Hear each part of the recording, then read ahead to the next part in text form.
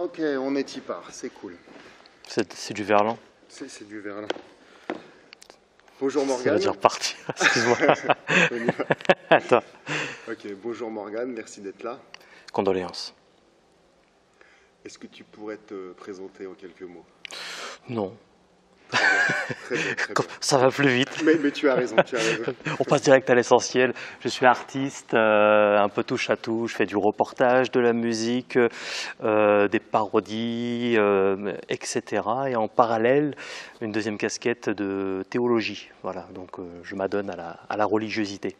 D'accord. En expliquant ce que l'Église catholique dit, et ce que l'ésotérisme explique aussi, et ce que l'islam dit. Enfin, je m'intéresse à toute forme de religion, et je suis catholique. D'accord, ok. Et on dit, excuse-moi, on dit Morgane Priest ou Morgane Priest? Priest, Priest. ouais, c'est de l'anglais. Ah, c'est de l'anglais. Ça veut dire? Je sais pas, mais on m'a dit que c'était de l'anglais. D'accord. Le gros naze. Est-ce que tu pourrais nous expliquer, tu sais, comme tu m'avais expliqué hors caméra, la sémiologie de Priest? Il y a une douzaine d'années, lorsque j'ai choisi le nom de Priest, que j'ai fait ensuite déposer à l'INPI, je ne savais pas, techniquement, je ne savais vraiment pas ce que ça voulait dire. En fait, je l'ai pris vraiment parce que ça avait une bonne voilà, consonance, tu sais, Morgane Priest, ça sonnait bien. Et puis en fait, j'ai su peu de temps après que ça voulait dire prêtre. Ben, voilà, tu vois, et je suis pas forcément le plus fort en anglais, et voilà. Donc c'est marrant parce que effectivement, je peux avoir un look un peu prêtre quelque part. Quoique dans la culture goth, c'est les longues jupes noires en velours comme j'ai, c'est des jupes, c'est pas une soutane du tout, hein. Contrairement à ce que certains s'imaginent. Et ben en fait, c'est tout à fait commun dans cette culture-là. Voilà, j'ai les jupes pour hommes. Voilà. Et puis, je me suis rendu compte aussi avec le temps que c'était l'anagramme d'esprit, tu vois. Et l'esprit, comme c'est Dieu, en fait, le Saint-Esprit. Voilà. Ok, parce que donc, du coup, donc, comme tu disais, tu es un artiste, tu fais... Enfin, je ne me prends pas pour Dieu pour autant, ça n'a rien à voir. Qu'on ne me fasse pas dire ce que je ne dis pas. Tu sais, tu as Dieu le Père, Dieu l'Esprit et Dieu le Fils, tu vois. C'est ce qu'on appelle la Trinité, Père, Fils, Saint-Esprit, voilà. Mais voilà, c'était comme si c'était écrit ou qu'il y avait un signe d'assez fort dans ce que j'avais choisi finalement. Voilà. C'est vrai, ouais. Okay. Donc, tu disais que tu étais artiste, tu fais des interviews, des reportages, peut-être accès politique, tu m'arrêtes ou pas? C'est ça, ouais, tout à fait. Des reportages sur le paranormal, des sketchs, création de personnages, tout ça. Des films, des courts-métrages, du long-métrage aussi. Je suis un touche-à-tout, c'est pour ça que j'utilise le terme d'artiste à 10 fois plus vite, puisque je déteste les étiquettes et donc je m'intéresse à tout. Tout m'intéresse, pas que le paranormal. Certains me cantonnent juste à la religiosité, à la théologie ou au paranormal, mais quand on regarde l'ensemble de mon œuvre, c'est qu'un pourcentage parmi plein d'autres créativités. D'accord.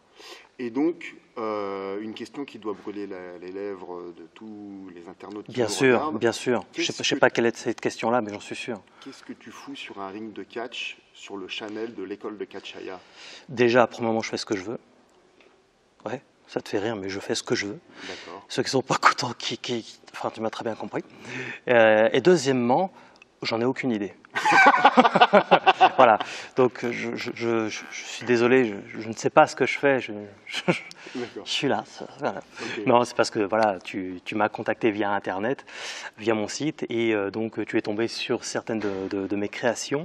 Et puis donc tu m'as proposé de faire une apparition guest star dans un show de catch, et puis en parallèle de venir faire une interview. Et moi en parallèle, je t'ai proposé de faire un reportage sur ton club de catch, puisque j'aime bien le catch. Je suis pas catcheur du tout, mais j'ai beaucoup de respect pour ceux qui en font, parce que je sais que c'est pas que de l'acting.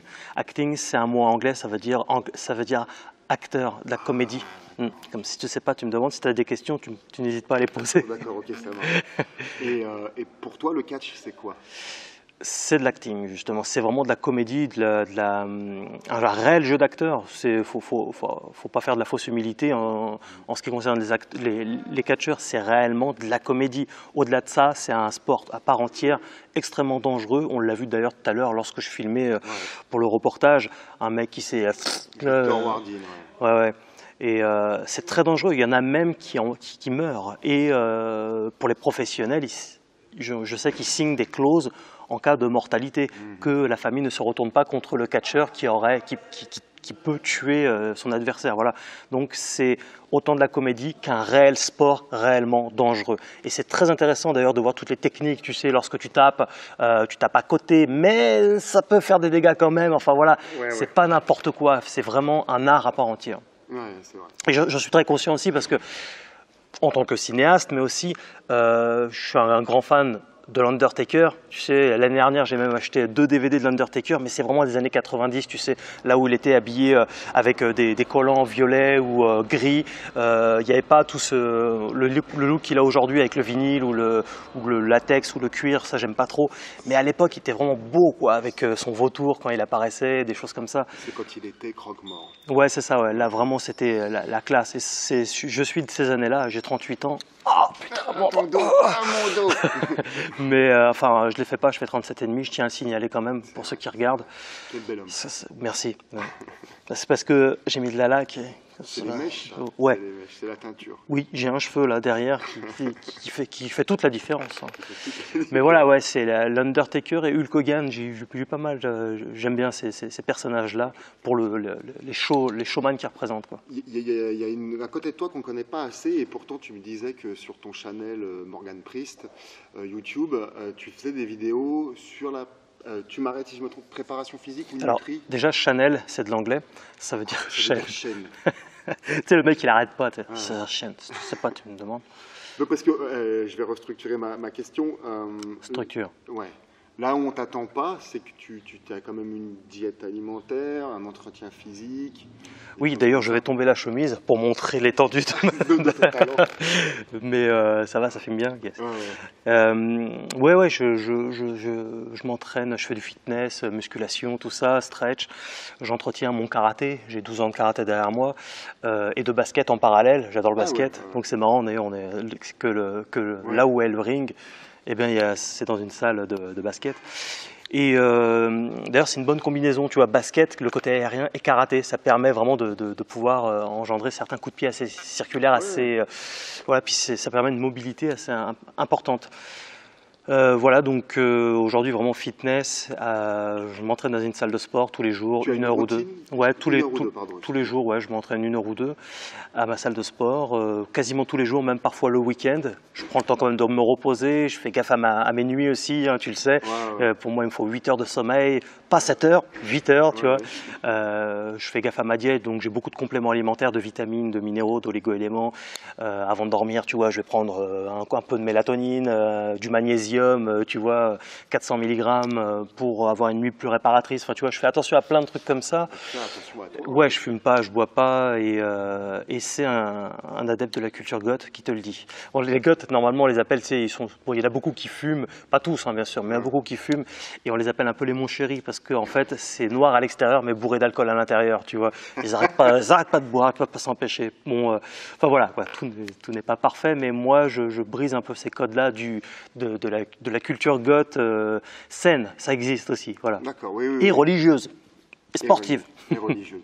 Parce que du coup, ça me fait attaquer sur plein de questions à la fois, et je ne sais pas par quoi commencer, mais... Le mieux, c'est de commencer par le début. Je vais commencer par ce dont tu viens de terminer. Ouais. Donc, on n'arrive pas très bien, certaines personnes qui nous regardent n'arrivent pas très bien à définir, donc T'es curé, t'es abbé, t'es prêtre. D'ailleurs, je sens que tu as besoin de te confesser. Confesse-toi, mon fils. Lâche-toi, fais-toi plaisir. Vas-y, ça va zouker. Là, je suis tout sauf prêtre. J'ai sûrement pas la bonté d'âme d'un prêtre. Je suis juste un catholique qui s'adonne à la théologie. Donc, je suis théologien autodidacte. Ça fait des années que j'étudie ça. J'ai un parcours religieux assez atypique puisque j'étais dans l'ésotérisme puis dans la franc-maçonnerie pendant presque 4 ans. J'en suis sorti pour une conversion au christianisme, protestantisme, les courants évangélicaux, charismatiques. Et puis ensuite, à force d'études théologiques, j'en suis arrivé à l'église catholique. Voilà. Donc je n'ai pas changé de religion entre-temps, c'est juste que je suis toujours chrétien, mais disons que la théologie a évolué dans certains détails. Voilà.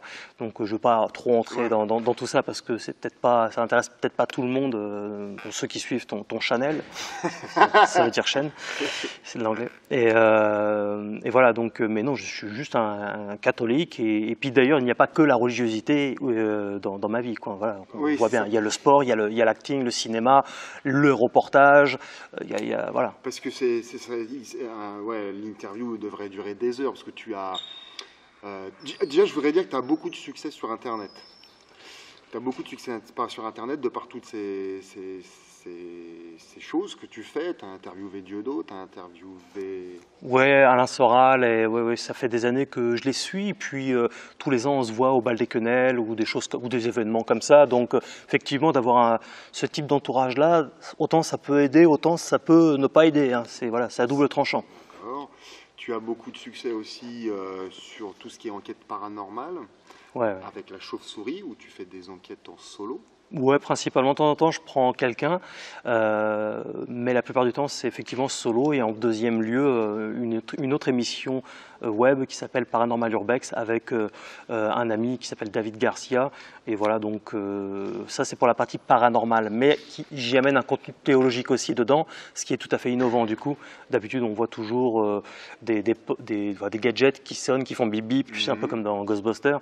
Et puis, voilà, donc tu peux avoir accès à certains phénomènes de temps en temps, des fois très troublants et perturbants, mais il y a aussi l'aspect théologique où il y a les prières religieuses qui vont avec, et choses qu'on ne voit jamais dans cette sphère. Voilà. Et d'ailleurs, il ne s'agit pas de contacter les morts ou les esprits comme ça gratuitement. Le but, en fait, de ces émissions-là, sont salvatrices pour les âmes en question, les potentielles âmes en question, puisque le but, c'est de prier pour elles et de leur expliquer que ce monde n'est plus à eux et qu'il est temps de partir. Voilà. Et donc d'appeler le Christ, pour ceux qui sont croyants en tout cas, le Christ, et que cette lumière leur apparaisse, un peu à l'image de Ghost. Hein. Dans les fictions, on s'inspire beaucoup de réalité. Hein. Voilà. Et tu es aussi l'auteur de nombreux livres? J'ai 4 livres. Ouais. Le premier, c'était De Sataniste à Jésus-Christ. C'est une autobiographie où j'explique mon parcours, une partie du moins de mon parcours pendant mon enfance. Qu'est-ce qui a fait que je sois tombé à l'époque dans le satanisme, dans l'une des formes de satanisme en tout cas, en touchant à toute sorcellerie, vaudou, des choses comme ça. Puis mon parcours de vie jusqu'à la franc-maçonnerie et ma conversion au christianisme. Donc je parle de la franc-maçonnerie, ce que j'ai vu, ce que j'ai vécu. Alors pour ceux qui s'intéressent au sujet de la franc-maçonnerie ou l'ésotérisme, voilà mes intérêts pour la criminologie, pour le vampirisme, des trucs comme ça. Voilà, donc c'est un parcours de vie, quoi. Voilà. Et le deuxième livre ensuite c'était OVNI et Bible, donc là je traite du sujet OVNI et des Saintes Écritures en parallèle. J'explique certains ufologues, donc ceux qui s'intéressent au phénomène OVNI, sont désireux de voir des OVNIs dans les Écritures. Et j'explique que non, ce n'est pas du tout des OVNIs. Et oui, tout à fait, je parle aussi des hiéroglyphes, par exemple, certains sont désireux de voir des petits gris, des aliens. Mais en fait, on voit bien que ce ne sont pas des aliens. Quand on a un peu de science, on arrive à définir, on écoute ce que disent les historiens au sujet de tel hiéroglyphe, on voit bien que par exemple ce sont des vases, mais non pas du tout des petits gris. Mais quand c'est ce qu'on disait tout à l'heure, tu vois, quand on a des fantasmes intérieurs, on aime les retranscrire sur quelque chose. Et on fait tout pour que ça colle, tu vois. Alors en fait, en réalité, ça colle pas vraiment, quoi. Voilà. Donc c'est des fantasmes intérieurs qui peuvent se répercuter sur pas mal de trucs. Donc je parle des lignes de Nazca, je parle des pyramides, je parle des géants qu'on retrouve dans les Écritures, je parle de plein de sujets comme ça. Par exemple, sur des vieux tableaux religieux, on voit une sorte de secoupe volante, des machins comme ça. J'explique ce que c'est aussi. Voilà, donc ça c'est le deuxième livre, OVNI et Bible, qui est donc, tous mes livres sont sur Amazon, hein, uniquement sur Amazon, je suis indépendant, donc il n'y a pas de la FNAC, il n'y a pas tous ces trucs-là. Que vous pourrez retrouver sur le lien ici. Absolument. Et voilà donc un troisième livre qui est Pourquoi Jésus est Dieu.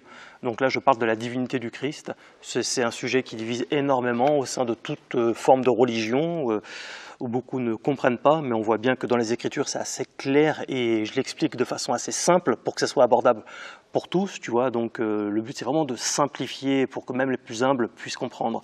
Et un quatrième livre qui parle de l'Apocalypse, voilà, où j'ai choisi 7 thèmes précis que j'explique dans ce livre-là. Donc c'est un petit livre, toujours sur Amazon. Et là, je travaille sur mon 5e livre qui sortira d'ici quelques mois, qui s'appelle « Dieu créa les cieux et la terre ». Et donc c'est une explication de la Genèse, jour 1, jour 2, jour 3, jour 4, etc. Voilà. Donc j'explique tout ça. Ok. Et donc, on va dire que tu es quelqu'un de différent, qui fait des choses différentes, qui n'est pas limité dans un carcan. Et mes élèves, mon audience, je les invite régulièrement à être différents pour sortir du panier et donc se faire remarquer, être connu, quoi. Est-ce que selon toi, tu as réussi? Pour moi, oui. Pour d'autres, j'ai peut-être foiré, tu vois. Mais l'important dans la vie, je crois, c'est vraiment de faire de son mieux de faire vraiment juste de son mieux, parce qu'en fait il y a toujours plus fort que soi, il y a toujours quelqu'un qui a réussi plus de choses que soi, mais l'important c'est d'être le meilleur de soi-même, pas le meilleur du monde. Et j'ai eu beaucoup de rêves et j'en ai encore beaucoup, et je crois vraiment que c'est important d'avoir plein de rêves dans la vie, parce que quelqu'un qui n'a plus de rêves c'est un homme mort. Mais quand tu as des rêves, tes rêves d'enfance, tu sais, beaucoup voulaient être je sais pas, pompier ou footballeur ou des choses comme ça, et ils ont abandonné leurs rêves parce qu'en fait ils ont cru que c'était impossible. En réalité, tout n'est pas possible, mais beaucoup de choses sont possibles. Et quand tu as plein de rêves, eh ben, au moins à la fin de ta vie, eh ben, tu as pu en réaliser quelques-uns, tu vois. Et c'est important vraiment de se tenir à ses rêves, à ses ambitions, ses rêves d'enfance, aussi futiles puissent être. Ça peut être nager avec les dauphins, ça peut être avoir des tortues, tu vois. Tu vois, j'adore les tortues. Et ça peut être, je sais pas, ça peut être passer du temps avec un koala, encore, je prends ta référence aux animaux parce que j'adore les animaux, mais c'est plus facile d'aimer les animaux parce qu'ils n'ont pas de conscience humaine aussi. C'est un peu la solution de facilité, je sais, mais ça peut être, moi j'ai envie de faire des longs métrages, j'en ai fait 2.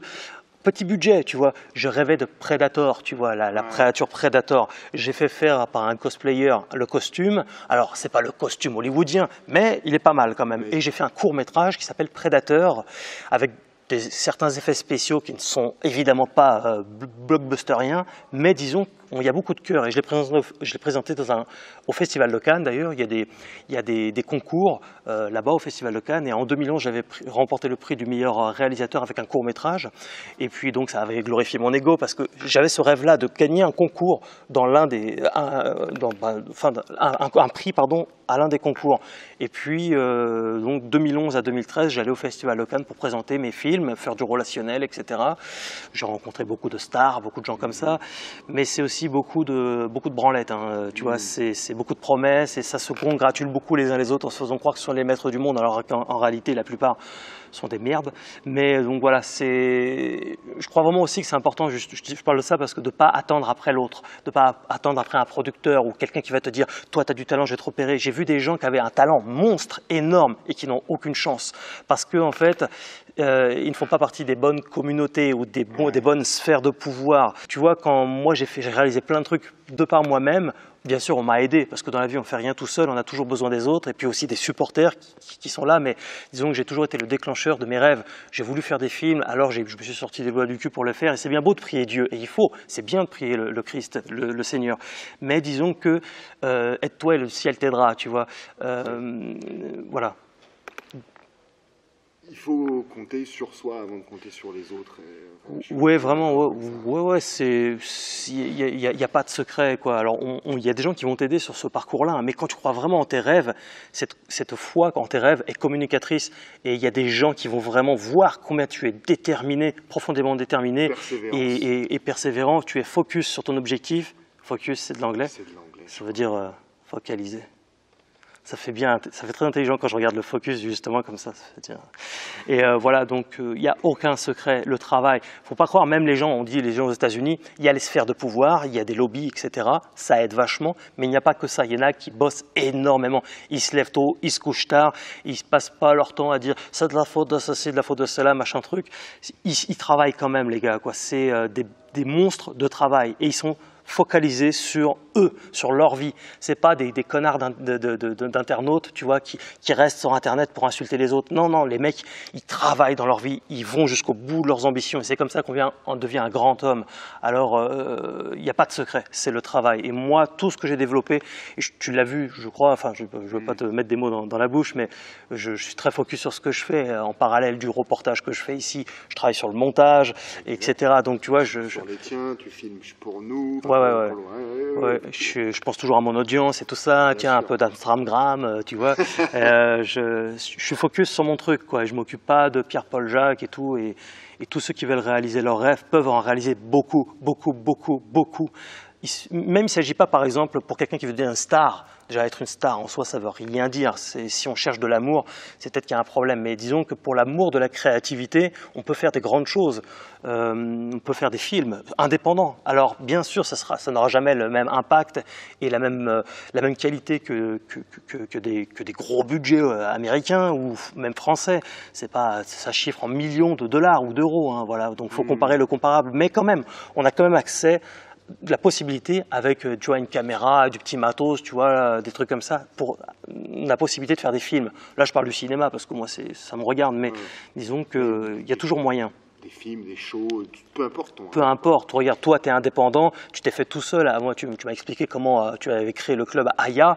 C'est un travail de tous les jours. Je vois comment tu fonctionnes aussi. Tu es là avec ton monteur, des gens qui travaillent et qui t'aident et qui croient en toi et au club.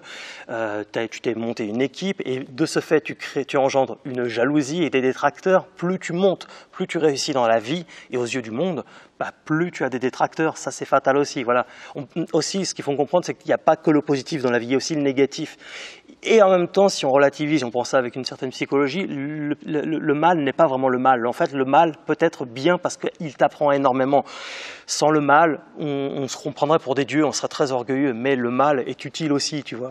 Donc, il faut savoir parfois accepter les défaites. Parfois, on va se prendre des grosses tartes dans la gueule de la vie, d'une façon ou d'une autre, et ça sera toujours utile pour t'apprendre qui tu es vraiment, quelles peuvent être tes limites. Une défaite n'est jamais une totale défaite en soi, quoi. Voilà.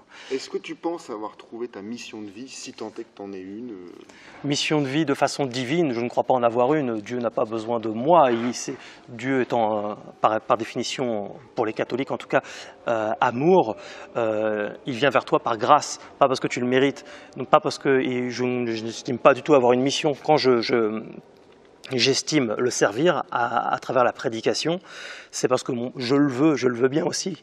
Bon, certes, il me le permet parce qu'il me prête vie et santé, donc de ce sens-là, il me permet, mais j'ai le choix, je peux ne pas le faire et pas parler de Dieu tout le temps, enfin régulièrement, et de théologie dans ce sens-là. Mais je crois aussi que les missions, on se les donne.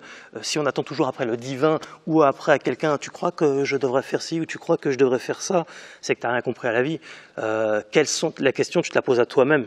Qu'est-ce que je veux faire dans la vie? Qu'est-ce que je veux réellement faire? En fait, on a tous des rêves, mais beaucoup les occultent, tu sais. Ils veulent même pas y penser parce qu'ils croient que c'est impossible. Et je vois des gens qui traversent leur vie, ils se marient, ils ont des enfants, ils payent bien leurs factures, tout comme il faut, et ils arrivent à s'auto-persuader que c'était ça le rêve de leur vie. Non, c'est bien d'avoir des enfants, et il faut en faire, et c'est très bien. Mais c'est l'une des plus belles choses que d'avoir des enfants. J'en ai pas, mais j'en suis conscient. Mais il y a plein d'autres choses. Il y a des voyages, il y a des choses concrètes à produire, à créer, vraiment à créer. On crée des films, on crée des musiques, on crée de la peinture, on crée des livres, on crée des trucs. Tu vois. Je fais de la musique en parallèle, humblement, et j'en fais pas énormément, mais j'en fais plus de musique électronique. Mais voilà, il y a toujours, il ne s'agit pas de se dire, enfin, tu vois, il y a les petits rêves et les gros rêves, tu vois. Les petits rêves, c'est des rêves de tous les jours, tu vois. Je voulais avoir, je sais pas, des tortues, tu vois, dans un bel enclos, tu vois. Tu vas maqueter avec les tortues. C'est incroyable, tu te rends compte, une tortue, comment c'est rond, comment c'est, tu vois, la carapace, c'est des petits dinosaures sur pattes. Et ça, tu te dis, mais qui a créé ce truc? Alors, quand on est athée, on se dit, bon, bah, c'est le hasard. C'est le néant qui a créé le rien, ce qui est bizarre, que le néant crée rien, le néant à la base il ne crée rien, quoi. Ok, donc tu es énormément décrié sur Internet, Dieu tiercé dans le désordre, gourou de secte, torture animale. Ouais. Plagiat de livres, plagiat de sketch de Bruno Salomon, escroquerie diverses. Tu vois, là, je viens de faire ça, là. Eh ben, il va dire, ah, il est nazi, il a levé le bras. Tu vois, c'est comme ça, Internet. Escroquerie diverses, tout ça. Voilà. Est-ce que tu pourrais nous... Eh ouais, mon gars, qu'est-ce qu'il y a, là? Tu vois, je suis l'incarnation du diable à moi tout seul. Je suis fier. Ah oui, sataniste. Ah bah bien sûr, bah alors, pourquoi s'arrêter en si bon chemin? Reptilien, je suis homosexuel tout en étant homophobe, raciste, antisémite, Illuminati, etc. Transgenre, enfin, tout, comment on appelle ça, transsexuel, pardon. J'ai tout eu, oui, Internet révèle vraiment le cœur mauvais de l'homme. Mais la personne, l'une des personnes qui m'a accusé de ce type de propos, enfin, ayant tenu ce type de propos diffamatoires, cherche à se venger parce que j'ai certains liens avec Alain Soral en réalité, et du coup désigne tout ce qu'il peut y avoir dans son entourage de près ou de loin. Et en fait, cette personne-là, mon avocate, a été sur son cas, et cette personne-là a perdu toutes ces accusations immondes et dégueulasses et a gerbé dans le domaine public. Voilà. Donc cette personne-là a été condamnée. Maintenant, cette personne-là souhaite aller en appel et on y va, il n'y a pas de problème. Mais disons que voilà, il a perdu. Oui. Il a perdu, c'est évident, parce que rien n'est vrai. Je vais te prendre un exemple parmi tant d'autres. Voilà, par exemple, tu te rappelles les attentats au Bataclan? J'étais à ce moment-là justement chez Dieudonné. On parle de l'infréquentable. J'étais chez lui et à Théâtre de la Main d'Or à l'époque. Et on était à une conférence de presse, tout ça. Et là, je sors et là on s'aperçoit qu'il y a des flics partout, on ne peut pas sortir, se balader où on veut, c'est très compliqué, on reste dans le Théâtre de la Main d'Or. Et puis une heure peut-être après, au bout d'un moment il faut bien qu'on parte, j'étais avec une personne qui m'accompagnait. Et à l'époque, j'avais une 308 Peugeot, tu vois, une voiture 2 places, avec un petit coffre, et voilà, c'était pas une grosse bagnole. Et donc on se balade dans les rues, et on pouvait pas sortir, on savait pas du tout où on était complètement perdu, parce que tu as le GPS qui te dit ah, va à cet endroit, mais tu as des voitures de flics partout, donc tu peux pas aller où tu veux. Et au bout d'un moment, il y a 2 personnes qui viennent au carreau, et qui nous disent, un truc quasiment textuellement, qui nous disent est-ce que vous pouvez nous amener à l'hôpital, machin, car il y a un ami à nous qui y est.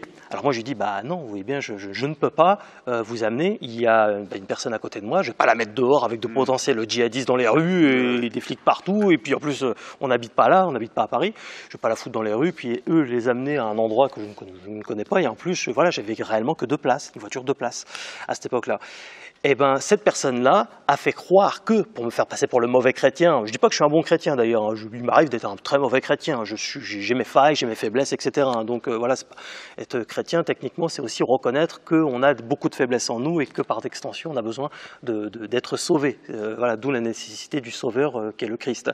Voilà. Et donc, j'ai dit, le mec a été dire que il a laissé quelqu'un crever dehors, dans la rue, en pleine rue. Ce qui n'est pas vrai, on voit bien dans la vidéo de base que en fait, voilà, la personne était déjà à l'hôpital. Donc en fait, que les personnes y arrivent dans un quart d'heure ou dans une demi-heure, il ne peut rien lui arriver de pire, le mec est déjà à l'hôpital, tu vois ce que je veux dire? Et voilà comment on fomente une rumeur, et évidemment, celui qui ne me connaît pas ou qui a décidé que j'étais le méchant de l'histoire, il va même pas chercher à comprendre. Ah ah, vous avez vu, il a laissé quelqu'un crever en pleine rue. Et c'était la même chose pour mon chien qu'on a fait croire que j'avais tué ou que j'avais. C'est que des conneries, évidemment, quoi. D'ailleurs, j'avais eu la trahison d'un ami qui avait fait croire toutes sortes de choses immondes, et dernièrement, il a témoigné qu'effectivement, alors après, bien sûr, il a témoigné que qu'en fait, son témoignage était faux, de long en large et en travers, tu vois, donc ça avait fait énormément de mal. Vengeance, orgueil, voilà, c'est complètement fou. Mais bon, il s'est excusé, donc je lui pardonne. Et en fait, voilà, il y a beaucoup de gens qui m'ont insulté, diffamé dans le domaine public, parce qu'ils y ont cru, parce que les gens, comme il y a beaucoup de cons, ils croient tout ce qu'ils voient dans le domaine public, quoi. Parce que ça paraît vrai en détail, quoi. Mais voilà, le mec, il entre dans des détails, hein, tu sais, il va te dire l'heure, la date et tout ça, j'y étais, j'ai vu, il a dit ci, il a dit ça, alors qu'en fait, c'est extrapolé, c'est tordu. Donc, méfiance à ce que vous voyez sur Internet, et ça, pas que pour moi, pour tout, hein, méfiance, il y a le meilleur comme le Shakespeare. Le pire. Je la laisse infuser, celle-là. Quelle est ta façon de te défendre contre ça, toi, contre les haters, par exemple? Mais c'est un vrai fléau d'ailleurs. Hein. Ce problème de la liberté d'expression, c'est que ça se transforme vite en liberté d'insulter ou de diffamer, quoi. Donc c'est très compliqué. Mais disons que j'ai des modérateurs qui font le travail de modération, donc ils font les flics. Quand je disais qu'on fait rien, on fait pas les choses tout seul dans la vie, eh bien ces gens-là, les modérateurs m'aident énormément. Donc ils font passer les commentaires positifs et tout ce qui est négatif en termes surtout d'insultes, de diffamation, ou quand on me fait dire ce que je ne dis pas, eh bien là évidemment sur ma page, puisque c'est ma page, hein, je fais ce que je veux, encore une fois, ouais, tout à fait. Mais ces gens-là, je ne les empêche pas de s'exprimer sur les réseaux sociaux. S'ils veulent, ils peuvent déverser et dégueuler tout leur vomi sur Internet, parce que sur Internet on est très fort, et ils peuvent le faire sur leurs réseaux sociaux à eux, il n'y a pas de problème, mais sur le mien, qu'ils aillent se faire enculer. Non, je n'accepte pas de me faire diffamer sur ma page. Donc voilà, moi je catharsise vite, un petit justement, va te faire enculer. Ça peut choquer d'ailleurs pour les chrétiens ou les religieux fanatiques. Moi, c'est une catharsis. J'évacue comme ça une forme une forme de dérision et d'amour. Tu vois, une forme d'amour. J'ai une forme d'amour pour eux parce que si vraiment je m'attachais à ces personnes-là, j'adorerais les rencontrer pour leur mettre une branlée la plupart du temps. Tu vois. Donc j'ai une forme d'amour quand même. Tu vois. C'est bien, on va te faire foutre. Allez, voilà. Donc tu vois, je vois les choses comme ça. Il faut savoir mettre un holà, tu vois, et tu discutes pas avec ces gens-là. Il n'y a pas de discussion à avoir. C'est la seule possibilité de t'en sortir dans le domaine public quand tu commences à avoir un impact important. Sinon, tu commences à répondre à Pierre-Paul Jacques, et là, tu peux jouer le jeu de l'adversaire justement, où tu t'en sors pas, tu commences à être frustré, aigri, t'as la haine, et t'as juste envie de leur défoncer la gueule. Et bien souvent, certains, c'est ce qu'ils méritent, parce qu'ils ne comprennent pas l'amour, en fait, ils ne comprennent pas, tu peux leur expliquer avec gentillesse, avec amour, mais pourquoi t'as dit ça là, machin, tu te rends compte de ce que t'as dit, ils disent n'importe quoi. Ces gens-là, t'as beau leur expliquer tout ça, et en fait, ils partent du principe qu'ils font exprès de pas comprendre, donc tu t'embrouilles avec tout le monde, alors va te faire enculer, avec beaucoup d'amour, mais va te faire enculer quand même. Ok, et donc les haters, tout ça, blablabla, on vous est beaucoup tombé dessus, notamment avec tout ce qui était enquête paranormale. Oui, la chauve-souris, Paranormal Urbex. Ouais. Paranormal Urbex, qui avait beaucoup buzzé sur la toile avec l'épisode. Et qui continue, hein, parce que. Ah ouais, le loup-garou, ça continue, quoi. Ah bah, Paranormal Urbex continue. Bien sûr, justement, ces personnes-là ont essayé de faire en sorte de jouer sur la corde affective, en faisant en sorte que David Garcia, mon alcoolique qui travaille avec moi, fasse une vidéo contre moi, etc.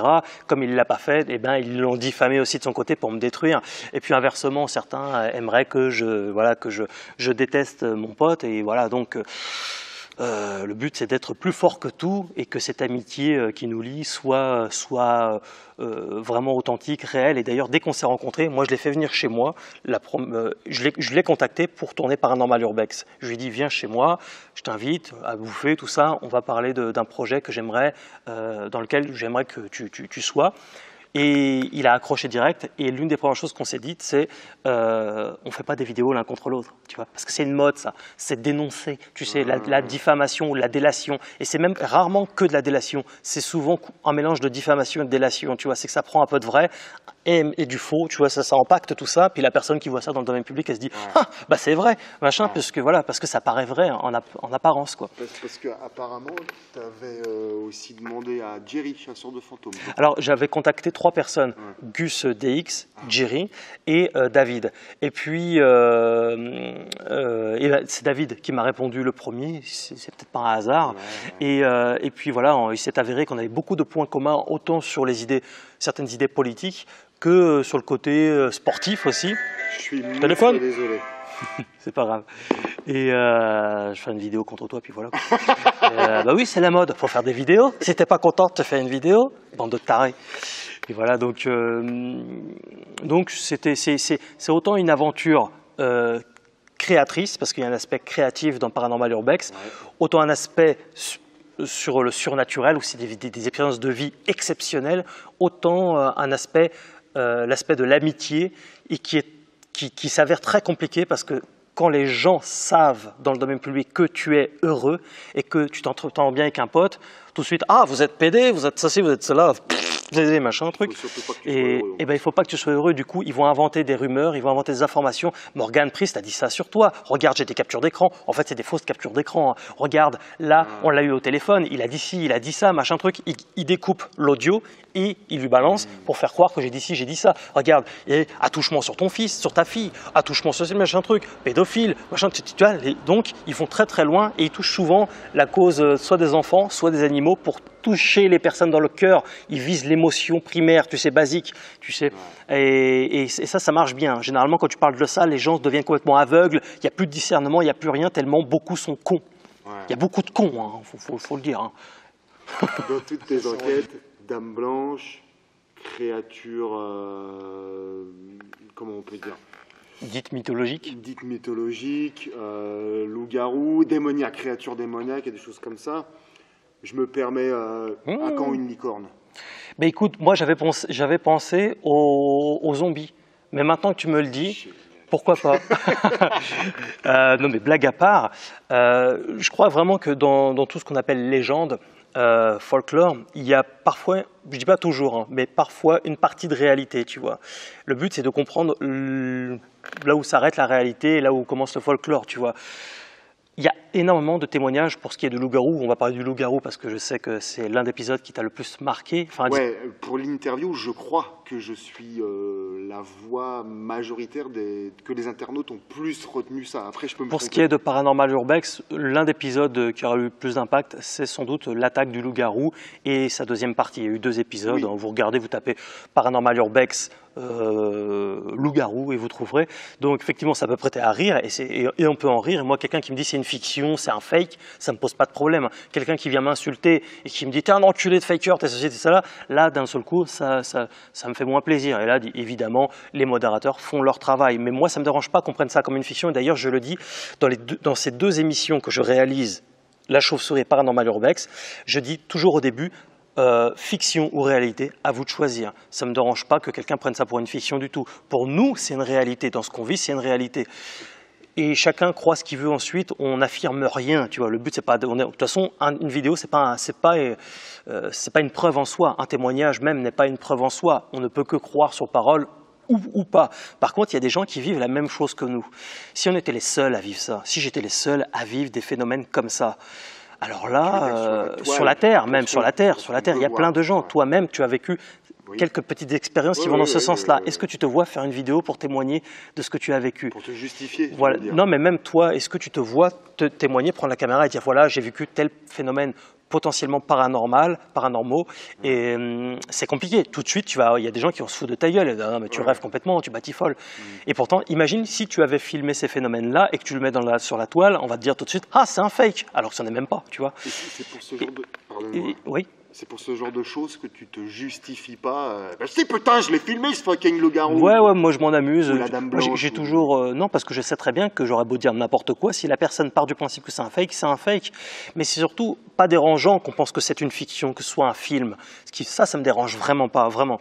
Ce qui me dérange, c'est la haine que ça peut engendrer. Alors comme ça me dérange, je m'en protège en ne voyant rien. Je ne vais évidemment pas voir les vidéos des détracteurs et des bunkers qui disent n'importe quoi, qui mélangent tout.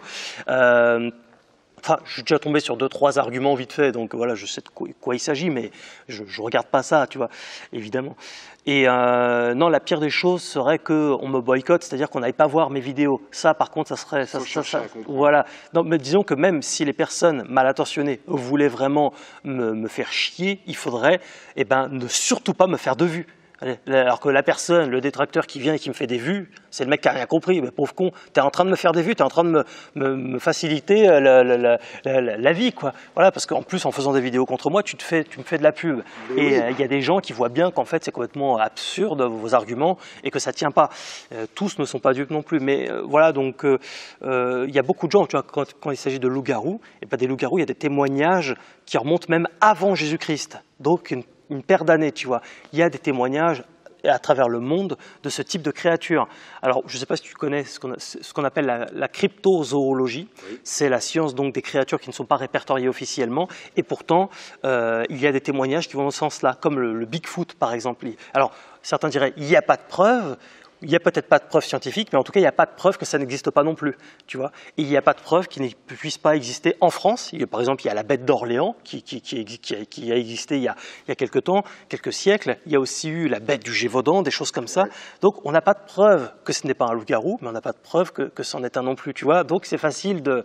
voilà. Après, chacun croit en ce qu'il veut, mais il faut étudier ces choses-là. Et il y a sans doute peut-être des créatures, moi je le crois en tout cas, personnellement, pour le vivre, qui ne sont pas répertoriées officiellement et qui existent et qui sont peut-être même plus intelligentes qu'on peut se l'imaginer. Voilà.